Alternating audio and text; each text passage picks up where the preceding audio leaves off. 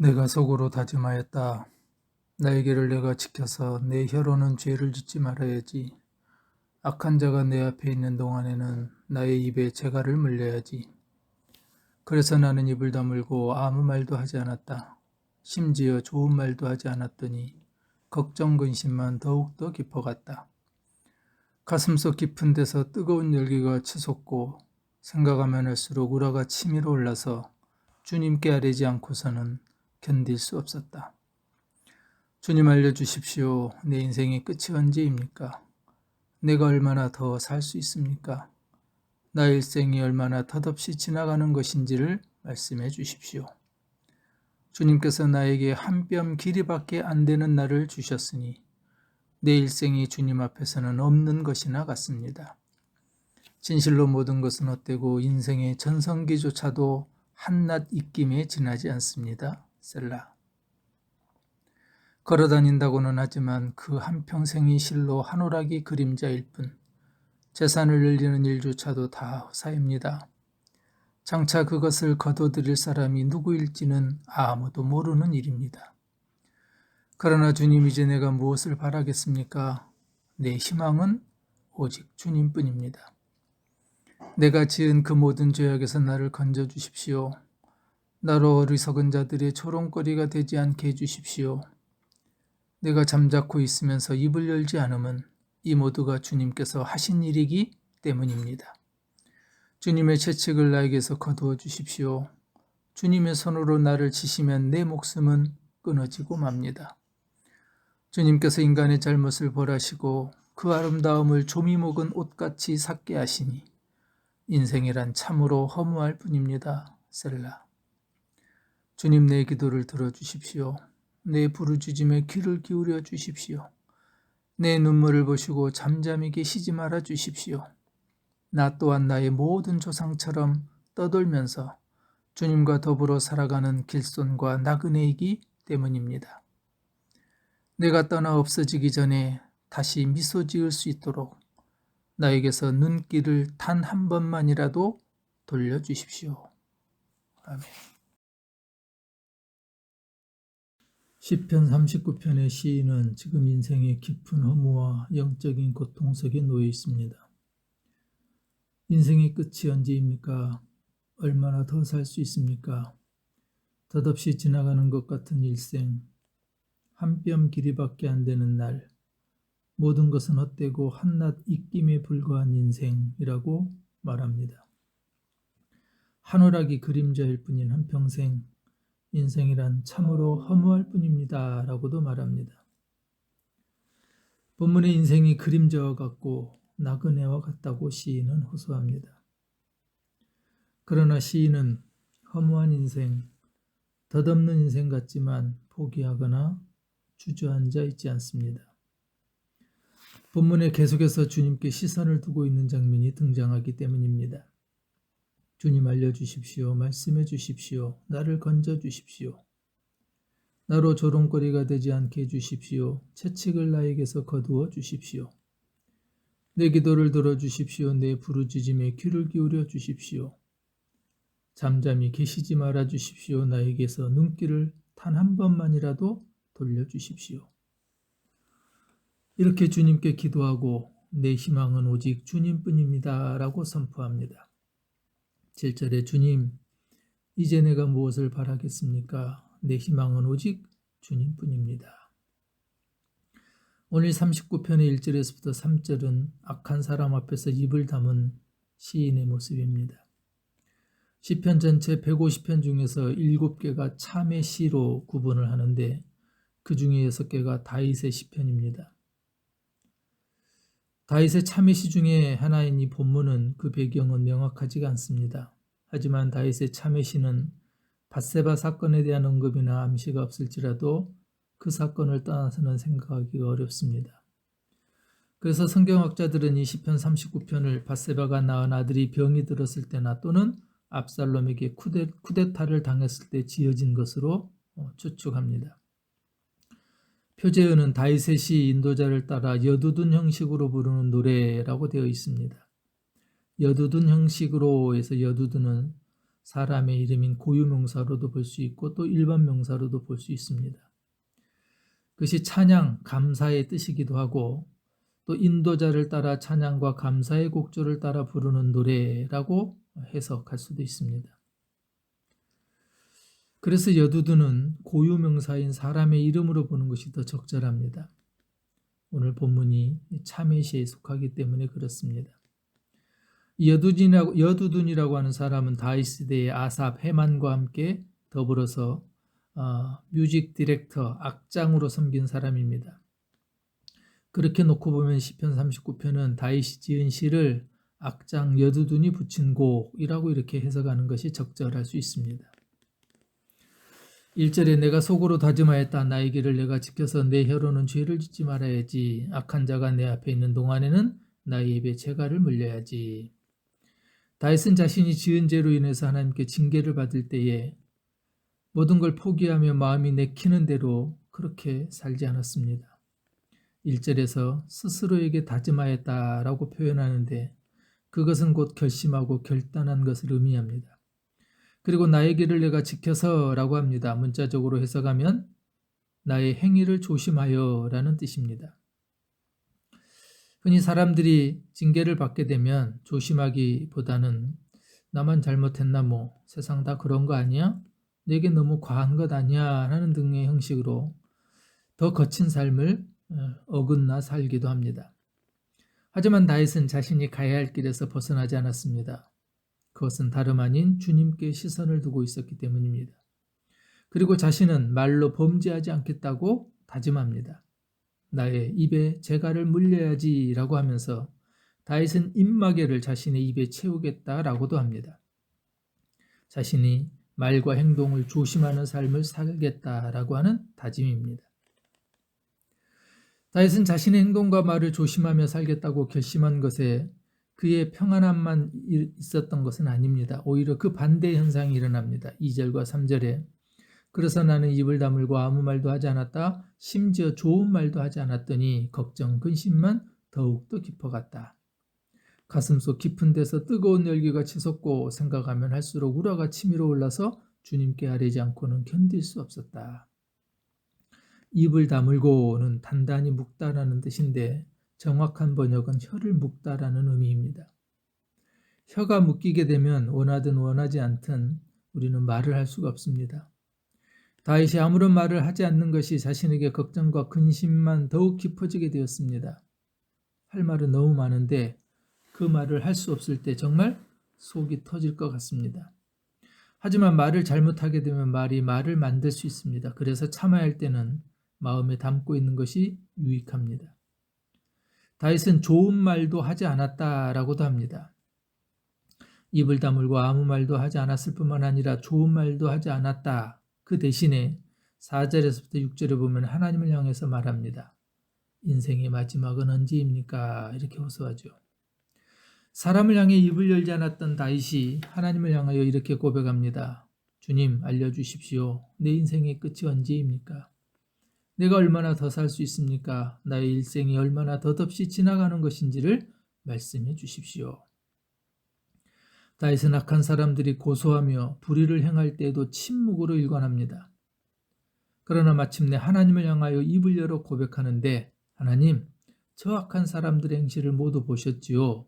또는 하나님, 저 사람들이 자기 마음대로 떠드는 말도 들으셨지요? 하나님, 저 악한 사람들에게 벌을 좀 주십시오. 라고도 호소하지 않습니다. 자신의 마지막 날, 이 땅에서 마지막 숨을 내쉬는 날이 언제인지, 자신의 인생의 길이가 얼마나 되는지를 묻습니다. 자신도 죽을 날이 있고 이 세상을 떠나야 할 날이 있다는 것을 잊지 말게 해달라고 기도하는 것입니다. 그리고 다윗의 고백은 이렇게 이어집니다. 5절 주님께서 나에게 한 뼘 길이밖에 안 된 날을 주셨으니 내 일생이 주님 앞에서는 없는 것이나 같습니다. 진실로 모든 것은 헛되고 인생의 전성기조차도 한낱 입김에 지나지 않습니다. 자신의 인생이 한 뼘의 길이와 같다라고 고백합니다. 천주교 대구 교구청 성직자 묘지 입구에 호디엠히 크라스티비라는 라틴어로 된 팻말이 붙여 있습니다. 호디에 미히 크라스티비. 오늘은 나에게 내일은 너에게 라는 뜻입니다. 원래 이 길은 로마의 공동묘지 입구에 새겨진 문장입니다. 오늘은 내가 관이 되어 들어왔고 내일은 내가 관이 되어 들어올 것이니 다른 사람의 죽음을 통해 자신의 죽음을 생각하라는 뜻의 문구입니다. 관을 메고 들어오고 나가는 사람들에게 예외도 없고 순서도 없으며 언제 어떻게 누구에게 먼저 닥쳐올지 모르는 죽음을 잘 맞이하기 위하여 오늘 이 하루도 허투루 살 수 없다는 것을 말해주는 글입니다. 이런 공원묘원과 같이 많은 무덤이 있는 곳에 묘비가 있습니다. 그 묘비에는 고인의 업적이 기록되어 있기도 하고 고인이 좋아하는 성경 구절이나 좌우명 등이 기록되어 있기도 합니다. 그러나 모든 비석에 공통적으로 기록된 것은 태어난 연도와 죽은 연도 사이에 있는 짧은 한 줄, 흔히 하이픈이라고 하는 것이 있습니다. 몇 년, 몇 월 며칠 출생, 몇 년, 몇 월 며칠 사망, 그 사이에 짧은 줄, 하이픈이 인생의 삶의 전부를 담고 있습니다. 그 사람의 기쁨과 슬픔, 성공과 실패, 일어섬과 넘어짐, 가족, 친구, 일터, 교회, 장황하게 설명하고 있지 않지만 이 짧은 한 줄 안에 전부 고스란히 담겨 있습니다. 사람들은 그 묘비를 보고서 몇 년을 살았다고 말할 것입니다. 그러나 3년을 살았건 100년을 살았건 모든 인생은 짧은 줄 하이픈에 불과하다는 겁니다.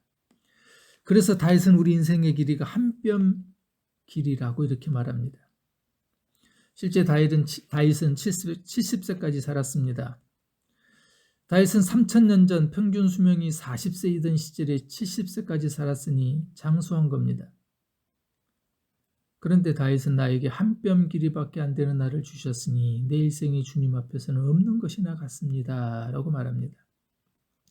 70년 장수했다고 해서 하나님 앞에서 인생이 길었다고 말하지 않습니다. 한 뼘 길이밖에 안 되는 날이었다고 말합니다. 한 뼘은 엄지에서 중지 끝까지의 길이로 성인 평균 20cm 정도에 불과합니다. 히브리어 원어 테하포의 더 정확한 번역은 손바닥입니다. 즉 한 뼘은 손목 끝에서 손가락이 시작되는 지점까지를 말합니다. 70년을 다 살고 보니 인생의 길이가 겨우 손바닥 길이밖에 안 됐는데 이건 하나님 앞에서 없는 것과 똑같다는 거지요. 이것이 인간의 존재입니다. 이런 찰나의 인간이 어떻게 자신의 인생을 스스로 책임지고 살 수 있습니까? 마태복음 6장 27절에 인간이 염려한다고 키를 한 자나 더 늘릴 수가 없다라고 말합니다. 인간은 자신을 책임질 수 있는 능력이라고는 애초에 없었습니다. 그러나 인간은 스스로 꾸려나갈 수 있다고 착각하고 그러다 안 되면 불안해하고 이것이 인간의 존재입니다. 그러므로 오직 주님만이 우리의 소망인 이유입니다. 한 뼘 길이의 인생의 예외인 사람은 아무도 없습니다. 그리고 그 인생의 길이는 모두 하나님께서 결정합니다. 그래서 다윗은 자신의 일생이 주님 앞에서 없는 것과 같다고 말하는 겁니다. 우리 인생은 그저 한 뼘 길이에 불과합니다. 우리가 하루하루를 최선을 다하여 살아야 하는 이유입니다. 6절에 걸어 다닌다고는 하지만 그 한평생이 실로 한오라기 그림자일 뿐 재산을 늘리는 일조차도 다 허사입니다. 장차 그것을 거둬들일 사람이 누구일지는 아무도 모르는 일입니다. 여기서 한오라기 그림자는 허상, 유령이라는 뜻입니다. 한평생을 살며 재물을 쌓아도 인생은 실체도 없는 그림자와 같고 자신이 쌓은 것을 누가 거두어 갈지도 모르는 것, 그것이 인생입니다. 7절부터 13절은 이런 상황 속에서 용서와 회복을 위한 다윗의 기도입니다. 7절에 그러므로 주님 이제 내가 무엇을 바라겠습니까? 내 희망은 오직 주님뿐입니다. 개역개정 성경은 주여 이제 내가 무엇을 바라리오 라고 되어 있습니다. 새 번역에는 그러므로 이제라는 단어가 들어있습니다. 다윗은 자신이 지은 죄와 그 죄의 결과를 감당해야 하는 과정에서 깨닫게 된 가장 큰 것은 자신의 소망이 주님께 있다는 사실이었습니다. 우리도 마찬가지입니다. 인생의 광야를 지나고 강을 건널 때마다, 인생의 크고 작은 일을 겪을 때마다, 다양한 종류의 사람들로부터 상처받고 실망을 할 때마다 저절로 고백되어지는 것은 나의 소망은 주님께 있습니다 라는 것입니다. 8절에서부터 11절입니다. 내가 지은 그 모든 죄악에서 나를 건져주십시오. 나로 어리석은 자들의 조롱거리가 되지 않게 해주십시오. 내가 잠잠코 있으면서 입을 열지 않으면 이 모두가 주님께서 하신 일이기 때문입니다. 주님의 채찍을 나에게서 거두어 주십시오. 주님의 손으로 나를 치시면 내 목숨은 끊어지고 맙니다. 주님께서 인간의 잘못을 벌하시고 그 아름다움을 조미 먹은 옷같이 삭게 하시니 인생이란 참으로 허무할 뿐입니다. 다윗은 비록 세상 사람들로부터 비난의 대상이 되어도 잠참고 있으며 입을 열지 않고 있다고 했었습니다. 그렇게 된 원인은 자신이 지은 죄 때문이라는 것을 알고 있었기 때문이었고, 그런 상황을 주님께서 허락하셨다는 것을 믿었습니다. 그러했기에 그런 비참한 상황에서 건져 올려주실 수 있는 분도 하나님밖에 없음을 다윗은 알고 있었던 겁니다. 하나님은 선을 행하면 상을 주시고 악을 행하면 벌을 주시는 분이시고 심는 대로 거두게 하시는 분이시지만 그것이 하나님의 전부는 아닙니다. 만약 그것이 전부였다면 우리는 이 자리에 있지 못할 것입니다. 심은 대로 거두게 하시는 기준으로 평가하신다면 하나님 앞에 과연 설 사람이 누가 있을까요? 상산벌하게 하나님, 인과응보의 하나님보다 더 중요한 것은 하나님은 그럼에도 은혜를 베푸시는 분, 바로 그 은혜 때문에 우리가 살아가고 있는 것입니다. 12절 13절은 이렇게 마무리합니다. 주님 내 기도를 들어주십시오. 내 부르짖음에 귀를 기울여 주십시오. 내 눈물을 보시고 잠잠히 계시지 말아 주십시오. 나 또한 나의 모든 조상처럼 떠돌면서 주님과 더불어 살아가는 길손과 나그네이기 때문입니다. 내가 떠나 없어지기 전에 다시 미소 지을 수 있도록 나에게서 눈길을 단 한 번만이라도 돌려주십시오. 다윗은 자신의 기도를 들어주시기를 부탁하며 자신은 길선과 나그네와 같다고 말합니다. 그리스도인이 우리는 나그네이지만 세상 사람들이 말하는 나그네와 우리는 좀 다릅니다. 우리는 어디서 왔는지도 알고 있고 어디로 가야 하는지도 분명하게 알고 있습니다. 왜냐하면 우리에게는 우리를 이 땅에 오게 하시고 우리를 데려가시는 우리의 소망이 되시는 주님이 계시기 때문입니다. 다윗이 주님을 목적으로 삼지 않고 주님을 소망하는 삶을 살지 않았을 때에는 철저한 패배의 삶이었습니다. 그러나 우리의 주님이신 예수 그리스도를 소망하며 살아갈 때 하나님은 다윗을 하나님의 마음에 합한 사람으로 살아갈 수 있게 하셨습니다. 나의 희망은 오직 주님뿐입니다. 덧없이 지나가는 인생, 한 뼘 길이밖에 안 되는 인생, 헛된 인생, 한낱 입김에 지나지 않는 일생, 한오라기 그림자 같은 인생에게 오늘 다윗은 우리에게 권면합니다. 나의 희망은 오직 주님뿐입니다. 우리도 주님을 희망으로 삼고 살아가는 그런 은혜가 있기를 소원합니다. 기도합니다. 주님, 오직 주님만이 우리의 희망입니다. 우리도 그렇게 주님만을 희망하며 살게 하여 주시옵소서. 우리의 상황이, 우리의 환경이 어떤 상황이든 어떤 환경이든 주님만이 우리의 희망인 것을 다윗처럼 고백하게 하시고 그렇게 고백한 다윗을 하나님이 위대하게 높여주셨던 것처럼 우리의 삶을 건져주시고 기가 막힌 길로 인도하여 주시옵소서. 우리가 교회가 세상 속에 선한 일로 또 한 영혼을 회복하며 치유하며 살릴 수 있는 귀한 교회 되게 하시고 예수 그리스도의 이름의 복음의 통로가 되게 하여 주시옵소서. 예수님의 이름으로 기도합니다.